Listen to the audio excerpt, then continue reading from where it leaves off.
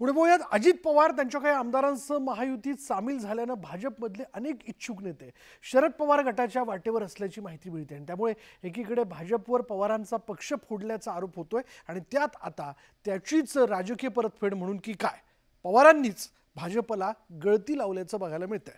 पाहूयात समरजित घाटगेंपाठोपाठ आणखी कोण कोण पवारांच्या गळ्याला लागतंय ते।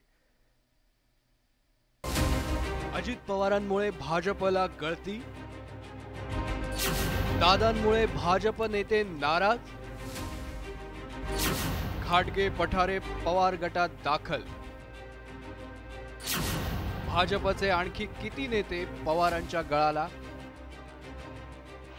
2019च्या विधानसभा निवडणुकीत तब्बल 21 ठिकाणी राष्ट्रवादीच्या आमदारांनी भाजपच्या उमेदवारांचा पराभव केला होता। पण गेल्या 5 वर्षात राज्यातलं राजकारण बरंच बदललं। मध्यंतरी राष्ट्रवादी काँग्रेसचे अजित पवार थेट महायुतीत दाखल झाले।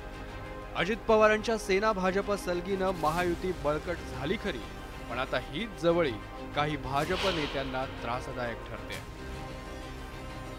गेल्या वेळी ज्या 21 जागांवर राष्ट्रवादीनं भाजपला हरवलं तिथले इच्छुक भाजप उमेदवार बंडाच्या पवित्र्यात आहे। याचं कारण महायुतीच्या जागा वाटपात समोरासमोर फाईट झालेल्या त्या 21 जागा राष्ट्रवादीच्या विद्यमान आमदारांकडे जाणार हे उघड आहे।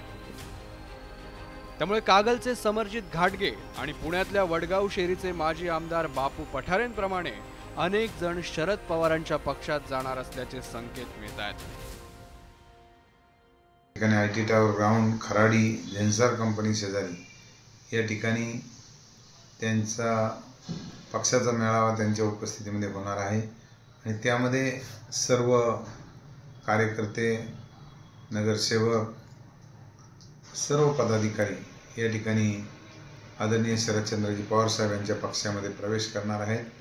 बापू पठारे यांच्याप्रमाणेच अनेक इच्छुक उमेदवार एकतर शरद पवारांच्या पक्षात जाण्याच्या वाटेवर आहेत किंवा मग पडद्याआडून संपर्कात असल्याची माहिती मिळते। या भाजप नेत्यांमध्ये इंदापूरचे माजी मंत्री हर्षवर्धन पाटील, कोपरगावचे भाजप इच्छुक विवेक कोल्हे, वाईचे मदन भोसले, नंदुरबारचे राजेंद्र गावित, सांगलीचे माजी खासदार संजय काका पाटील आणि दौंडचे भाजप नेते नामदेव ताकवले यांच्या नावाचा समावेश आहे। याशिवाय इतर अनेकांची नावं चर्चेत आहेत, पण या संभाव्य इनकमिंगवर राष्ट्रवादी शरदचंद्र पवार पक्षाकडून मात्र उघड बोलणं टाळलं जात आहे।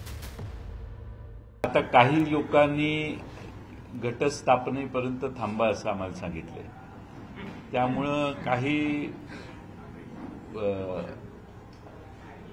3 तारखेनंतर पितृपक्ष संपल्यानंतर काहींचा प्रवेश ठरलेला आहे आणि तो हळूहळू आम्ही तुम्हाला कानावर घालू। 2019 मध्ये राष्ट्रवादीतून अनेक मंडळींची भाजपमध्ये मेगा भरती झाली होती, पण आता शरद पवारांनी भाजपलाच गळती लावल्याचं पाहायला मिळत आहे। अनेकांनी शरद पवार गटाची वाट धरल्याचं पाहायला मिळतंय। उदाहरणार्थ कागल मधले समरजित घाटगे असतील, इकडे वडगाव शेरी मधले बापू पठारे असतील आणि इतरही अनेक जण पवारांच्या वाटेवर आहेत। त्यामुळे आगामी काळात आणखीन किती लोक भाजपचे पवारांच्या गटात प्रवेश करतात हे पाहणं उत्सुकतेचं ठरणार आहे। युती आघाडीमध्ये बंडखोरी, पक्षांतर हे नवं नाही, पण भाजप नेत्यांच्या या बंडखोरीत अनेक नेत्यांचा ओढा हा चक्क शरद पवारांच्या पक्षाकडे दिसतोय। चंद्रकांत फुंदे, न्यूज 18 लोकमत, पुणे।